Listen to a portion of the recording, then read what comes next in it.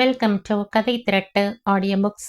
இந்த வீடியோவில் நம்ம என்ன கதை கேட்க போகிறோம்னா, வரமாய் வந்த மலரே கதையின் முதல் பகுதி. நம்ம சேனலை இது வரைக்கும் சப்ஸ்கிரைப் பண்ணாதவங்க சப்ஸ்கிரைப் பண்ணுங்க. பக்கத்தில் இருக்கிற பெல் ஐக்கானை கிளிக் பண்ணி ஆல்ங்கிற ஆப்ஷனை ப்ரெஸ் பண்ணுங்க. ஸோ தட் நான் போடுற கதைகளை உடனுக்குடனே நீங்கள் கேட்கலாம். வாங்க கதைக்குள்ளே போகலாம். வாசற்பக்க ஹாலில் குமுதத்தை புரட்டியபடி சோஃபாவில் சாய்ந்திருந்த தீபனை கண்டதும் தலையில் குற்றாலம் இறங்கினாற் போல இருக்கிறது இந்துவுக்கு. ஐயோ, நீங்க எப்ப வந்தீங்க? இப்பதான் ஒரு அரை மணிக்கு முன்னால வந்த. அக்கா இன்னும் ரெடி ஆகல? இன்னைக்கு மட்டும் 4 பாட்டு ரெக்கார்டிங் ஆகணுமா? இருங்க, தோ போய் கூப்பிட்டுட்டு வரேன். இந்த உள்ளே ஓடுகிறாள். அவளது ஓட்டத்துக்கு ஏற்ப நெஞ்சுக்குள் சந்தோஷம் சுதி போடுகிறது. அக்கா, அவர் வந்திருக்காரு. யாரடி? அவர்தான்க்கா, மிஸ்டர் தீபன்.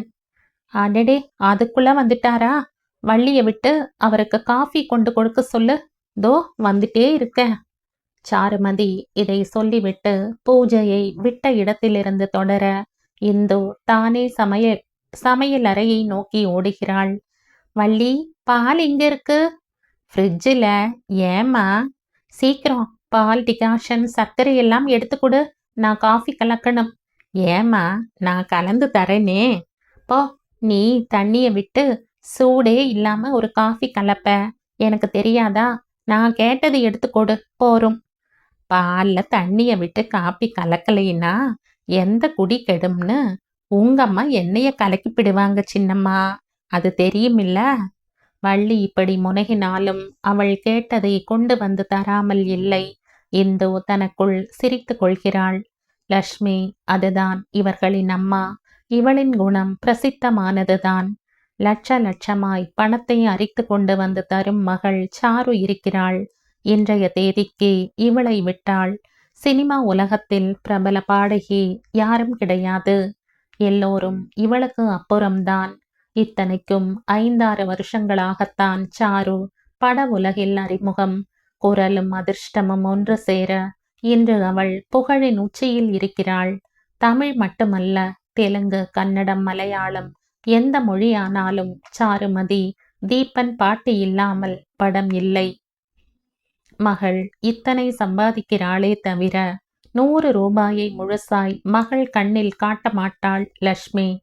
பின்னணி பாடுவதற்காக எந்த பட கம்பெனியில் இருந்து ஒப்பந்தம் செய்ய வந்தாலும் லக்ஷ்மி தான் அவர்களுடன் உட்கார்ந்தும் பேசுவாள். அது வந்துங்க, பாட்டுக்கு 10,000 போன படத்துல வாங்குனா. அதையே நீங்க இப்பவும் நினைச்சிட்டு இருந்தா எப்படி? நம்ம சாரு பாடின பாட்டு ஒன்னாலேயே சிரிக்காத சீதைகள் படம் 200 நாள் ஓடிச்சு தெரியுமில்ல? கதைன்னு பார்த்தா ஒண்ணும் இல்ல. அந்த டைரக்டருக்கு வேற ரசனை பத்தாது. இடிச்ச புலி மாதிரி ஒரு புது முகத்தை ஹீரோயினா போட்டுட்டு அது முகரைக்கு மேக்கப்பே வேணாம்னு வேற சொல்லிட்டாரு. எந்த டிஸ்ட்ரிபியூட்டர் படத்தை வாங்குறேங்கிறான்? படத்துல போட்ட பணத்தை கேசட்லயே எடுத்துட்டான் ப்ரொடியூசர்னா பாத்துக்கங்க. இந்த வருஷம் பெஸ்ட் சிங்கர் சாருமதி தான். ஒரு பாட்டுக்கு 15 தேதிக்கே 4 படம் புக் ஆகியிருக்கு. அவங்க அட்ரஸ் எல்லாம் வேணா தர்றேன், கேட்டு பார்த்துட்டு பணத்தை கொடுங்க. அட்வான்ஸா முழு தொகையும் வந்தாகணும். அப்பால உங்களை தேடிட்டு நாங்க அலைய முடியாது பாருங்க. லக்ஷ்மியின் பேச்சுக்கு எதிர் பேச்சு பேச முடியாமல் பிரமித்து உட்கார்ந்த பட தயாரிப்பாளர்கள் எத்தனையோ பேர். இத்தனை நேரம் இவளுடன் பேசி கடைசியில் பேரம் படியாமல் இவள் சொல்லும் தொகையை கொடுத்துவிட்டு கிளம்பும் இந்த தயாரிப்பாளர்களுக்கு பச்சை தண்ணீர் கூட குடிக்க கொடுக்க மாட்டாள் மகராசி. இது பற்றி சாருவோ இந்துவோ ஏதாவது கேட்டால் கூட நறுக்கு தெரித்தாற் போல சொல்லிவிடுவாள். ஆமாடி, ஒரு நாளைக்கு 10-15 பேர் வராங்க. இவங்களுக்கு எல்லாம் காஃபினும் டீயினும் போட்டு கொடுத்துட்டு இருந்தா உங்க அப்பாவும் நானும் பழையபடி டீ கடை தான் வைக்கணும். இந்துவுக்குத்தான் அம்மாவின் சுபாவம் எரிச்சலை கிளப்பும். கஞ்சூஸ், அருந்த விரலுக்கு சுண்ணாம்பு தராத பிசினாரி. நீ ஏண்டி விரலை அறுத்துக்கணும்? விரலை வெட்டிக்கிட்டா ரத்தம் வரும்னு கூட தெரியாத முண்டங்களுக்கு சுண்ணாம்பு தந்து பிரயோசனம் இல்லை. அவங்களையே சுண்ணாம்பு கால்வாயில தூக்கி போடணும். சாருதான் தங்கையை ரகசியமாய் கண்டிப்பாள். இத பாரு, உனக்கு ஒன்றும் படிக்க வேண்டியது இல்லையா? இருக்கு. அப்ப அத போய் பாரு. போ. அனாவசியமா அம்மா கிட்ட வம்ப வளர்க்காத. இந்து காஃபியை கலந்து எடுத்துக்கொண்டு ஹாலுக்கு வருகிறாள். தீபனுக்கு காஃபி ஸ்ட்ராங்கா, சர்க்கரை சற்று குறைச்சலாக இருக்க வேண்டும் என்பது அவளுக்கு தெரியும். ஏதோ ஒரு பேட்டி கட்டுரையில் படித்த ஞாபகம். இவள் காஃபியை கொண்டு வந்து டீப்பாயின் மீது வைக்க அவன் கையில் இருந்த பத்திரிகையை சோஃபாவில் போட்டுவிட்டு முகம் மலர அவளை பார்க்கிறான். அக்கா இன்னும் ரெடியாகல? பூஜை பண்ணிட்டு இருக்காங்க. இதோ இன்னும் 5 நிமிஷத்துல வந்துடுவா. என்னது பூஜையா? அவன் ஏதோ புது வார்த்தையை கேட்டாற்போல புருவத்தை உயர்த்துகிறான். ஆமா, தெரியாமத்தான் கேக்குறேன். உங்க அக்காவுக்கு என்ன வயசு? ஏன் 22? பூஜை செய்யற வயசா இது? சரி, உனக்கு என்ன வயசு? 18. Is it? எனக்கு பிடிச்ச வயசு. அது என்னது? வயசுல கூட பிடிச்சது பிடிக்காததுன்னு தனியா உண்டா என்ன? ஆமா, 15ல இருந்து 19 வரைக்கும் இருக்கிற பொண்ணுங்களை எனக்கு ரொம்ப பிடிக்கும். யூனோ, அந்த ஏஜ்ல எல்லா பெண்ணுங்களுமே ஏஞ்சல்ஸ் தான். மனசுல எதையுமே வச்சுக்க தெரியாம சிட்டுக்குருவி மாதிரி பறக்கிற பருவம். இந்து அவனின் எதிர் சோஃபாவில் உட்காருகிறாள். 20 வயசு பொன் ஏஞ்சல் இல்லையாக்கும்? ஏன் இல்லாம? ஆனா இதுல இருக்கிற சாம் அதுல கொஞ்சம் குறைச்சல். முணுக்குனா கோபம் வரும், கொஞ்சம் பொறாமை கலந்திருக்கும், கொஞ்சந்தாங்கிற அகம்பாவம் இருக்கும். யாராவது வலிய போய் பேசினா முகத்தை தூக்கி வச்சுக்கும். சிரிச்சா உடனே இந்த காலி பையர்களுக்கு வேற வேலையே இல்லைங்கும். ஊர்ல இருக்கிற பசங்க எல்லாம் தன்னை கெடுக்கிறதுக்குன்னே பிறவி எடுத்திருக்கிற வில்லன்கள் மாதிரி தோணும். போரும் போரும். அவள் காதுகளை பொத்தியபடி சிரிக்கிறாள். அப்போ எங்க அக்காவை அந்த லிஸ்ட்ல தான் வச்சிருக்கீங்களா? தீபன் அழகாக தோள்களை குலுக்கிக் கொள்கிறான். உங்க அக்கா மனசுல என்ன இருக்கும்னு யாராலையும் சொல்ல முடியாது இந்து. என் கூட டூயட் பாடுவா. ஆனா ரெக்கார்டிங் ரூமை விட்டு வெளியே வந்த உடனே ஒரு கர்டசிக்கு கூட போயிட்டு வரேன்னு சொல்லிட்டு கிளம்ப மாட்டா. சுத்தமா அறிமுகமே இல்லாத மனுஷனை பாக்குறாப்ல. அதே மாதிரிதான் விசிறிங்க கிட்டையும். நம்ம பாட்டை ரசிச்சு ரசிச்சு கும்பல்ல ஒரே ஒரு ஆட்டோகிராஃப் கிடைக்காதான்னு இடிச்சு மோதிட்டு வர ரசிகர்களுக்கு ஒரு கையெழுத்து கிடைக்கலைன்னாலும் அன்பான ஒரு சிரிப்பையாவது இவ தர வேண்டாமா? என்னமோ எல்லாரும் இவளை கிட்னாப் பண்ணிட்டு போயிடுவாங்கன்னு தான் நினப்பு. சீ, அதெல்லாம் ஒண்ணுமில்ல. கொஞ்சம் லேட்டா வந்தா கூட அம்மாவும் அப்பாவும் திட்டுவாங்க. இத என்ன நம்ப சொல்றியா என்பது போல பார்க்கிறான் தீபன். சாதாரணமாய் இந்துவுடன் இவன் இவ்வளவு பேசியதே அதிகம். ப்ரொடியூசரின் காரில் வந்தால் தன் வீட்டிலிருந்து புறப்பட்டு வரும் வழியில் சாருமதியையும் அப்படியே ஏற்றி கொண்டு வருவதுதான் வழக்கம். அந்த நேரத்தில் சாரு கிளம்பி தயாராக இருந்தால் இவன் உள்ளே வரவேண்டிய அவசியமே இருக்காது. இந்து மட்டும் அக்காவை வழி அனுப்ப வெளியே வருவாள். இவனை கண்டதும் பூவாய் மலர்வாள். உள்ள வந்துட்டு போகலாம் இல்ல? இது கூட இந்துதான் கேட்பாள். சாரு கேட்க மாட்டாள். அவன் குறும்பு சிரிப்புடன் அவளை ஏற இறங்க பார்த்துவிட்டு அப்புறம் வர என்பான். ஓரிருமுறை உள்ளே வந்த போதோ கையில் வெள்ளி வெற்றிலை பெட்டியுடன் லக்ஷ்மிதான் எதிர்கொண்டழைப்பாள். வாங்க தம்பி, சாரு கிளம்பிட்டே இருக்கு. என்ன வெயில் என்ன வெயில். ஜில்லுன்னு ஒரு டம்ளர் தண்ணி கொண்டார சொல்லட்டுமா? எதுக்கு? வேணாம், அப்புறம் பாடுற சமயத்துல தொண்டைய கட்டி தொலைக்கும். அவன் அசட்டு சிரிப்புடன் தன் விதியை நொந்தபடி அவள் எதிரில் உட்காருவான். கிழவி லேசில் விடமாட்டாள். அவனிடமிருந்து கறக்க வேண்டிய விஷயங்கள் அத்தனையையும் கறந்து விடுவாள். தம்பி, அந்த கருடா பிக்சர்ஸ்ல ஒரு பாட்டுக்கு 20 வாங்கினீங்களாமே?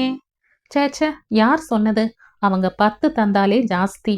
அதுவும் முதல்ல பேசுறப்ப வாய் சவடாலா சொல்வாங்களே தவிர 5 தான் தேரும்.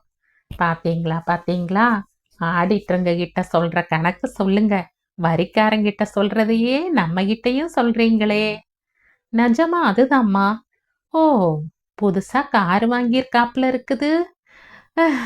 ஆமா, அத கம்பெனிக்கு ஓட்டுறது இல்லையாக்கும்? ஓட்டுறது உண்டே. எப்பவாவது கம்பெனி வண்டி வரலைன்னா சரிதான் சரிதான். சொந்த காரை ஓட்டுனா பெட்ரோல் சார்ஜ், டிரைவர் பேட்டா எல்லாம் கேட்டு வாங்கிடுங்க. அப்படி கரெக்டா கணக்கு பார்த்து கேட்க கஷ்டமா இருக்குதுங்க. இத கேட்க இப்ப நாம கஷ்டப்பட்டா, பின்னாடி நாம கஷ்டப்படுறப்ப இவனுங்களா வந்து சோறு போட போறாங்க. அதட்டி உருட்டி வாங்கிடுங்க. இப்ப உங்களையும் நம்ம பாப்பாவையும் விட்டா வேற ஆள் இல்ல. இவர்கள் பேசிக் கொண்டிருக்கும்போது ஜாடையாக இந்து அந்த பக்கம் வந்தால் கூட லக்ஷ்மி விரட்டுவாள். என்ன, போய் அக்கா ரெடி ஆயிட்டாளான்னு பாரு, போ. இந்தா, வள்ளிகிட்ட சொல்லு, முட்டைக்கோஸ் அத்தனையும் அறிய வேணாம்னு. அம்மா வந்து பார்த்து சொல்றாங்களாம்னு சொல்லு. இல்லாட்டி அவ பாட்டுக்கு மோட்டு வலையை பார்த்துக்கிட்டு அம்புட்டையும் நறுக்கி வச்சிடுவா. யாரு திங்கிறது? மீனா எழுந்துடுச்சா பாரு. படுக்கையிலேயே எழுந்து உட்கார்ந்து அலறிட்டு இருக்க போறா. இது ஒண்ணு எனக்கு. சாகர காலத்துல சங்கையும் பாலையும் வச்சுட்டு ஏணியாட்ட வேண்டிய பிழப்பு. இந்து இவனை பார்த்து கொண்டே நகருவாள். அவனும் லக்ஷ்மி அறியாத வண்ணம் இவள் போகும் திசைகளிலெல்லாம் விழிகளை ஓட்டுவான். எப்பொழுதாவது ஒரு ஹலோ, உங்க பாட்டுன்னா எனக்கு உசிர். இந்த பாவாடை தாவணி உனக்கு ரொம்ப நல்லா இருக்கு. You look very sweet. இதற்கு மேல் பேச முடியாது. மாடிப்படிகளில் தட தடவென சாரு வந்து விடுவாள். இப்பொழுது கூட இந்துமதிக்கு அக்கா வந்துவிட போகிறாளே என்கிற பயம். அதற்குள் தான் கேட்க வேண்டியதை கேட்டுவிட வேண்டும் என்கிற பதற்றம். ஆமா, அப்போ 20 வயசுக்கு மேல இருக்கிற எந்த பொண்ணையுமே உங்களுக்கு பிடிக்காதா? அவன் குருவென அவளையே துளைத்து விடுவது போல பார்க்கிறான். ஒரே ஒரு பொண்ணை மட்டும் 60 வயசானா கூட பிடிக்கும். Is it? யாரது? சஸ்பென்ஸ். இந்துவின் தவிப்பை ரசித்தபடி சொல்கிறான். அது வந்து என் ஒய்ஃப. உங்களுக்கு எப்ப கல்யாணம் ஆச்சு? எங்களுக்கெல்லாம் தெரியவே தெரியாதே. ஆனா தானா, எப்ப கல்யாணம் பண்ணிக்கிட்டாலும் நான் என் மனைவிய ஆயுசு முழுக்க நேசிப்பேன். அப்ப உங்க மனைவியா வரவ ரொம்ப கொடுத்து வச்சவ. அவங்கள இப்பவே பார்த்து கங்க்ராட்ஸ் பண்ணணும்னு ஆசையா இருக்கு. ரொம்ப சுலபம். அவன் தோள் பட்டையை குலுக்கிக் கொள்கிறான். நேரே போய் கண்ணாடிய பாரு, கங்க்ராட்ஸ் பண்ணு. Okay, see you again. அவன் சாருமதி வருவதை பார்த்து எழுந்து நின்று விட்டான். போகலாமா? சாரி, ரொம்ப நேரம் காக்க வச்சிட்டனா? சீச்சி, இதெல்லாம் ஒரு காத்திருத்தலா என்ன? அதுவும் இந்துவோட பேசிக்கிட்டு இருந்ததுல நேரம் போனதே தெரியல. அவள் சடாரென தன் தங்கையின் பக்கம் திரும்பி பார்க்கிறாள். கண்களின் ஓரத்தில் சிவப்பாய் சூரியன் எரிகிறது. இந்து, என்னக்கா? நாளைக்கு ஏதோ டெஸ்ட்னு சொன்னே இல்ல, இங்க உட்காந்து என்ன அரட்ட? போய் படி. கொஞ்சம் பார்க்கலைன்னா போருமே, கிடைச்ச ஆளை அறுக்க ஆரம்பிச்சிடுவியே. இதற்கு மேல் பேசாது அவள் விறுவிறுவென முன்னே போக, அவள் பின்னாலேயே சென்ற தீபன் பார்க்காத நேரத்தில் இந்துவை பார்த்து கையை வீசுகிறான். அக்காவின் சூடு மொழிகள் கூட அப்பொழுது அவளை அதிகம் பாதிக்கவில்லை. அவன் சொன்ன வார்த்தைகள், கண்ணாடியில் போய் பாராமே. அவள் தனது அறைக்கு ஓடி அங்கு பதித்திருந்த பெரிய நிலை கண்ணாடியின் முன் நின்று தனது உருவத்தையே பார்த்து கொள்கிறாள். இந்து, பெரிய பாடகர் மிஸ்டர் தீபனை கல்யாணம் பண்ணிக்க போறீங்களாமே? Really you are very lucky girl. Congratulations. அவள் கரத்தை கண்ணாடி முன் நீட்டி கங்க்ராட்ஸ் என்கிறாள். இதே சமயத்தில் காரில் பின் சீற்றில் அமர்ந்து பாடல் ஒலிப்பதிவுக்கு செல்லும் சாருமதிக்கு 1000 கவலைகள். எல்லாவற்றையும் விட பெரிய கவலை மடியில் நெருப்பை கட்டிக் கொண்டிருப்பது போல் தகிக்கும் தங்கையை பற்றிய கவலைதான். தங்கை என்றால் மீனாவும் தங்கைதான். அவளுக்கு இப்பொழுதுதான் 3 வயசாகிறது. இந்து, அது என்னமோ மாடிப்படிகளில் இறங்கி வரும்பொழுதே இந்துவும் தீபனும் ஏதோ தன் வயத்தில் இல்லாமல் பேசிக் கொண்டிருந்தது போல. அவ சின்ன பொண்ணு, இந்த ஆளை பத்தின முழு விவரமும் தெரியாதவ. நாம தான் அவளை ஜாக்கிரதையா பாதுகாக்கணும். இப்ப சொல்லு, கீழே ஹால்ல இந்த ஆள் வந்து உட்கார்ந்துருக்கான்னு தெரிஞ்சும் பூஜை என்ன வேண்டி கிடக்கு? இனிமே லேட்டாக மாட்டேன், சாமி சத்தியமா. அவள் தனது நெற்றியில் அரும்பி இருந்த வியர்வை துளிகளை கை குட்டையால் ஒற்றிக்கொள்ள, தீபன் தன் எதிரே உள்ள கார் கண்ணாடி மூலம் அவளது தவிப்பை ரசிக்கிறான். சாருவை பற்றி சினிமா வட்டாரத்தில் நிறைய கிசுக்கள் எழுந்து அடங்கிவிட்டது. சாரு, தீபன் பின்னணி பாட்டு ஜோடி புதுசாய் கிளம்பிய போது நிஜ வாழ்க்கையிலும் இவர்களை ஜோடி சேர்த்து பத்திரிகைக்காரர்கள் விளாசினார்கள். இதற்கு நடுவில் சாருமதிக்கு ஏற்கனவே திருமணமாகிவிட்டதென்றும் கணவன் நான்தான் என்றும் கோழிக்கோடிலிருந்து பிரகாசம் என்பவன் பத்திரிகைக்கு செய்தி அனுப்பினான். தன் மகளுக்கும் பிரகாசத்துக்கும் கல்யாணமாகவே இல்லை என்றும் மகளை சங்கீத சிக்ஷைக்காக தான் கோழிக்கோடில் இருந்த தனது அக்கா வீட்டுக்கு அனுப்பியதாகவும் அக்காவின் மைத்துனனான பிரகாசம் சாருவை விரும்பியதால் அவனுக்கு மகளை கொடுக்க சம்மதித்ததாகவும் ஆனால் ஏதோ சில மனஸ்தாபங்களினால் அந்த கல்யாணம் நிச்சயதார்த்தத்துடன் நின்று விட்டதாகவும் பிரகாசம் அனுப்பிய புகைப்படம் கூட நிச்சயதார்த்தத்தின் போது எடுக்கப்பட்டதுதான் என்றும் லட்சுமி அம்மாள் அதே பத்திரிகைக்கு பேட்டியளித்தாள். மகளுக்கு திருமணம் நிச்சயமானது கூட தனக்கு தெரியாதென்றும் தான் அந்த சமயத்தில் ஹைதராபாத்தில் பிசினஸ் டூர் போயிருந்ததாகவும் தன் மனைவி மாத்திரம் இது பற்றி தன்னிடம் முன்பே சொல்லியிருந்தால் இந்த நிச்சயதார்த்தம் கூட நடந்தே இருக்காது என்று லட்சுமியின் கணவர் குமரேசன் முதல் பத்திரிகைக்கு போட்டியான இன்னொரு பத்திரிகைக்கு பேட்டியளித்திருந்தார். உண்மையில் இவர் சாருமதியையும் இந்துமதியையும் தன் மகள் என்று கொள்வதே அபூர்வம். இதுவே அடுத்தாற்போல பிறந்த பாபுவையும் ஸ்ரீதரையும் என் குழந்தைகள் என்று சொல்லிக் கொள்வார். கடைக்குட்டி மீனுவை அந்த போக்கிடம் கெட்டவனுக்கு பிறந்தது என்பார். எது எப்படியோ இந்த குமரேசனும் இன்றைக்கு சாருவின் பணத்தில் தான் வாழ்ந்து வருகிறார். சாருவும் இவரை தன் தந்தை ஸ்தானத்தில் வைத்துதான் பழகி வருகிறாள். அம்மாவை பற்றி சகலமான விவரங்களும் அவளுக்கு தெரியும். அம்மாவின் வாழ்க்கை அத்தனை சுத்தம் இல்லை. 16 வயசில் திருமணமாகி 20 வயசுக்குள் பெண்கள் 2 பெற்றுக்கொண்டு சினிமா ஆசையில் ஊரை விட்டே பெண்களுடன் ஓடி வந்தவள். சினிமாவில் நடிக்க சான்ஸ் கிடைத்ததோ இல்லையோ குமரேசனின் சகவாசம் கிடைத்தது. வயிற்றில் பாபு உருவான போதுதான் லட்சுமி தனக்கும் சினிமாவுக்கும் இனி ஸ்நான பிராப்தி கூட இல்லை என்பதை உணர்ந்தாள். 10 வயசு சாருவுக்கு நடனம் சொல்லிக் கொடுத்தாள். ஆனால் அவள் கவனமோ சங்கீதத்திலேயே நின்றது.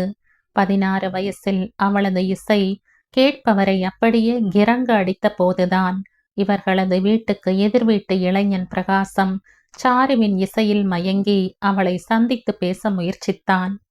சாரு தோ இப்போது காரில் ரெக்கார்டிங் தியேட்டருக்கு போய்க் கொண்டிருக்கும் சாரு பழசையெல்லாம் மறுபடி ஒரு முறை நினைத்து பார்க்கிறாள்.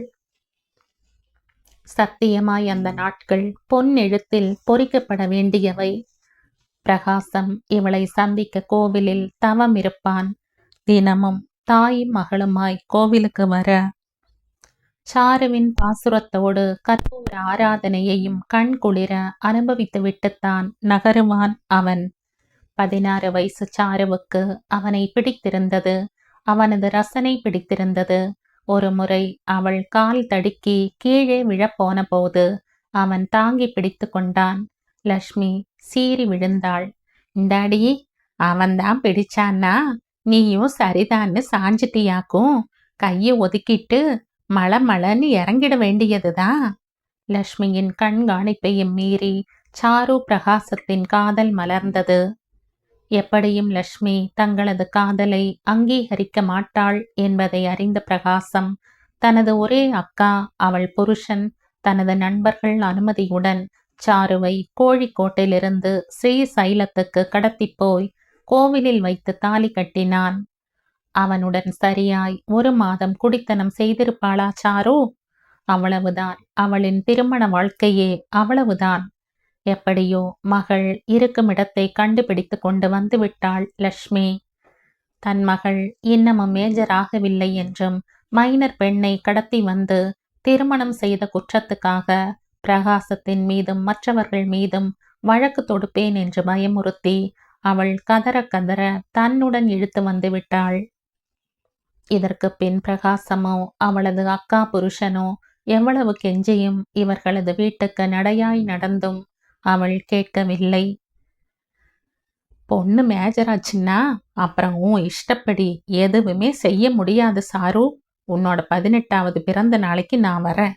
அப்ப நீ எடுக்கிற முடிவுல தான் நம்ம வாழ்க்கையே இருக்கு. அவன் அழமாட்டாத குறையாக அவளிடம் சொல்லிவிட்டு போன போது அவளும் தனது 18வது பிறந்த நாளை அன்றிலிருந்து வெகு ஆவலுடன் தான் எதிர்பார்த்து கொண்டிருந்தாள். ஆனால் 17 நடக்கும்போது அவளது முதல் பாடல் சினிமாவுக்காக ஒளிப்பதிவாயிற்று. 18வது வயது பிறந்த தினத்துக்குள் சினிமாக்காரர்கள் அவளை இனிப்பை சுற்றும் ஈக்களாக மொய்க்க தொடங்கிவிட்டார்கள். அந்த பிறந்த தினம் சாருவின் ஆயுസ്സിல் முதலாக அவர்கள் வீட்டில் கொண்டாடிய மிக பெரிய விழா. பட அதிபர்களும் டைரக்டர்களும் இசையமைப்பாளர்களுமாய் அந்த வீடு திமிலோகப்பட லட்சுமி வாயெல்லாம் பல்லாக ஒவ்வொருவரையும் ஓடி ஓடி உபசரித்து கொண்டிருந்தாள். சாருவின் கண்கள் பிரகாசத்தையே தேடிக்கொண்டிருந்தது. அவன் உள்ளே நுழைய முயன்றாலும் வாசற்பக்கம் இருந்த காவலாளி தடுத்து நிறுத்தி இருப்பான் என்பது அவளுக்கு தெரியும். இருந்தாலும் ஒரு நப்பாசை அவன் இத்தனையையும் தாண்டி வரமாட்டானாவென. அவன் மாத்திரம் அப்படி வந்திருந்தால் அத்தனை பேர் எதிரிலும் அவன்தான் தன் கணவன் என்பதை பிரகடனப்படுத்தியிருப்பாள் அவள். இரவு 12 மணி வரையில் கடைசி விருந்தினர் போய் வெகு நேரம் வரையில் சாப்பிட வராமல் அவனுக்காக காத்திருந்தாள் அவள். என்னடி, இன்னைக்கு முழுக்க உண்ணாவிரதம் இருக்கிறதா? ஏதாவது நேர்த்தியா? லட்சுமி இரு கைகளையும் இடுப்பில் வைத்து கொண்டு லங்கினி போல கேட்டாள். அவள் மௌனமாய் தலை குனிந்து உட்கார்ந்திருக்க லட்சுமி பெருசாய் ஒரு பாட்டம் பாடிவிட்டு போனாள். இந்தாடி, நீ எதுக்காக இப்படி உண்ணா நோன்பு இருக்கேன்னு எனக்கு தெரியும். அந்த செல்லா காசுக்காக உன் காலடியில கிடக்கிற லட்சுமிய விட்டெறிய போறியா? இதுக்கு பின்னாடி நீ வருத்தப்படுவ, தெரிஞ்சுக்க. இன்னைக்கு என்ன, அவன் எப்ப வந்தாலும் குஷாலா கிளம்பிப்போ. உன்னை யாரும் கைய பிடிச்சு தடுக்க போறதில்ல. நாளைக்கே அவன் உன்னை நடு சந்நிதியில விடுவான் பாரு, நடு சந்தியில விடுவான் பாரு, அப்ப தெரியும். ஆனா ஒண்ணு, இன்னி தேதி வரைக்கும் ஒப்பந்தம் பேசி கை நீட்டி கடன் வாங்கியிருக்கிற அத்தனை ப்ரொடியூசருக்கும் என்ன பதில சொல்லணுமோ சொல்லிட்டு போ. இப்பொழுது மாத்திரம் சாரு ஒரே ஒரு வார்த்தை சொன்னாள். ஏன், வாங்கின பணத்தை திருப்பி கொடுத்துட்டா போச்சு. அவ்வளவுதான். மாரியம்மன் திருவிழாவில் ஆவேசம் வந்தவளைப் போல குதித்தாள் லட்சுமி. என்னது, வாங்கின பணத்தை திருப்பி கொடுத்துட்டா போச்சா? எப்படி டிடி கொடுப்ப? எங்கிருந்து கொடுப்ப? பணத்தை வாங்கினா அது அப்படியே இரும்பு பொட்டியில வச்சு பூட்டியே வச்சிருப்பாங்களா? அதுலதான் புது வீடு கட்ட மனம் வாங்கி போட்டிருக்கேன். வாங்கின பணத்துக்கு பாட வேண்டியதை பாடிட்டு அப்புறமா நீ எந்த தருதலையோட வேணும்னாலும் போ. யார் கேக்குறாங்க? சரி, அப்படியே செய்யறேன். இப்ப முதல்ல நீ என்னை தனியா விட்டுட்டு போ. அவள் போய் சேர்ந்து வெகு நேரம் வரையில் சாரு அழுது கொண்டே இருந்தாள். இந்து வந்து மெல்ல அவளை தொட்ட போதுதான் அவள் குலுங்கி நிமிர்ந்தாள். அப்போது இந்துவுக்கு வயது 14. விஷயம் என்னவென்று சரியாக புரியாவிட்டாலும் வீட்டில் ஏதோ ஒரு அசந்தர்ப்பம் நிகழ்ந்து விட்டது என்கிற வரையில் அவளுக்கு புரிந்திருக்கிறது. 2 வருஷங்களுக்கு முன் அக்காவுக்கும் யாரோ ஒருவனுக்கும் நட்பு இருந்தது. வீட்டில் அம்மாவும் அப்பாவும் பேசிக் கொண்டதிலிருந்து ஓரளவுக்கு தெரியும். அக்கா, என்னடி, மணி 1 போறது, நீ இன்னும் தூங்கலையா? நீ இல்லாம நான் என்னைக்கு தூங்கி இருக்கேனா? சரி வா, வந்து படு. சாப்பிடலையா நீ? பசிக்கல. நீ சாப்பிட்டியா இல்லையா? நீ இல்லாம நான் என்னைக்கு சாப்பிட்டிருக்கேனா? நல்லா இருக்குடி, எனக்கு இன்னைக்கு பசிக்கல. எனக்கும் தான். கடைசியில் இந்துவின் தொந்தரவு பொறுக்க மாட்டாமல் ஏதோ சாப்பிட்டதாக பேர் செய்துவிட்டு மாடிக்கு வந்து படுத்தவளின் கழுத்தை இறுக கட்டி கொண்டு படுத்த இந்து மெதுவாக ரகசியமான குரலில் கேட்டாள்.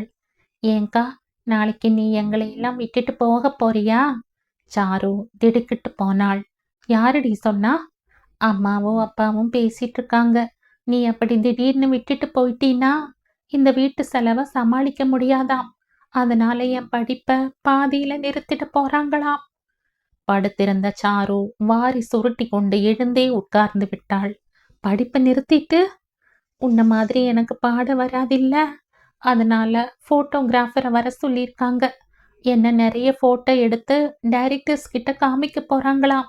நிச்சயமா எனக்கு சினிமாவில் நல்ல சான்ஸ் கிடைக்கும்னு பேசிக்கிறாங்க. ஏங்கா, நீ எங்க போறியோ அங்க என்னையும் அழைச்சிட்டு போயிடுக்கா. நான் படிச்சு பெரிய டாக்டர் ஆகணும்னு எல்லாம் நினைச்சிட்டு இருக்கேன். இந்த அம்மா என்ன இந்த வருஷம் முழுக்க கூட படிக்க விடமாட்டா போல இருக்கு. இந்து சாருவின் தோளில் முகம் புதைத்து குலுங்கி அழுதாள். சாருவோ ஒரு கணம் ஒன்றுமே புரியாதவளாய் பிரம்மை பிடித்தவள் போல் உட்கார்ந்திருந்தாள். தான் தன் இஷ்டப்படி பிரகாசத்துடன் போவதானால் அடுத்து இந்த குடும்பத்தை காப்பாற்றும் அத்தனை பொறுப்பும் இந்துவின் தலையில் தான் வந்து விழும் என்பதை அவள் யோசித்தே பார்க்கவில்லையே. இப்பொழுது என்ன செய்வது? இந்து சொல்வது போல தான் பிரகாசத்துடன் போகும்போது அவளையும் இழுத்து கொண்டு ஓடலாம் என்றாலோ, மைனர் பெண்ணை கடத்தி கொண்டு போனதாக மறுபடியும் பிரகாசத்தின் மீது அனாவசிய பழி வரும். இரவு முழுக்க தூங்காமல் தேம்பும் தங்கையை இறுக அணைத்து சமாதானப்படுத்தியபடி படுத்திருந்தவள் காலையில் எழுந்திருக்கும் போதே ஒரு முடிவுக்கு வந்து விட்டாள். அப்பொழுதெல்லாம் சாருவுக்கு இந்த அளவுக்கு சுதந்திரம் கூட கிடையாது. பாடல் ஒலிப்பதிவு செய்ய அவள் ஸ்டுடியோவுக்கு செல்லும் போதெல்லாம் வெள்ளி வெற்றிலை பட்டி சகிதம் லக்ஷ்மியும் வந்து விடுவாள். அன்று கார் வாசல் கேட்டை கடக்கும் போதே கையில் ஒரு பரிசு பொட்டலத்துடன் வாசலில் கலைந்த தலையும் கலங்கிய கண்களுமாய் பிரகாசம். வண்டியை கொஞ்சம் நிறுத்துங்க டிரைவர். இது சாரு.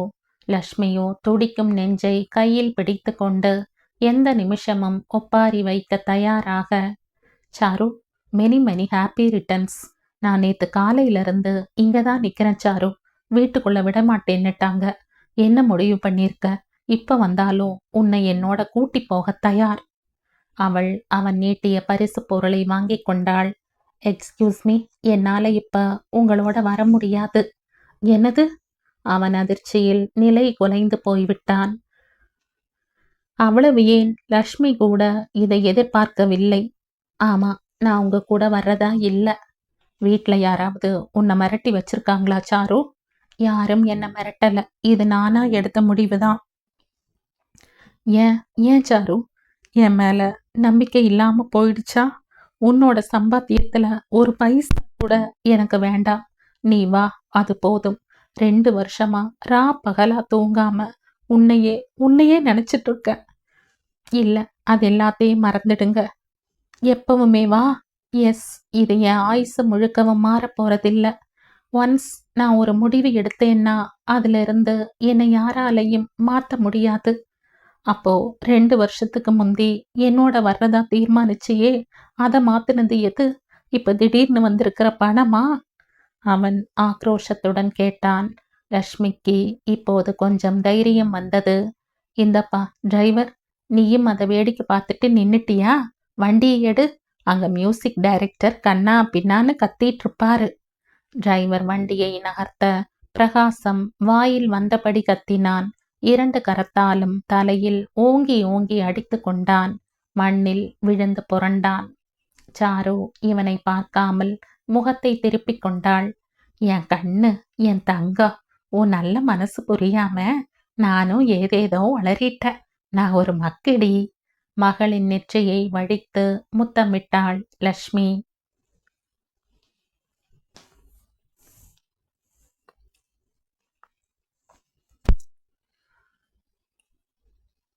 இந்த கதையின் தொடர்ச்சியை அடுத்த பதிவில் கேட்கலாம். நன்றி.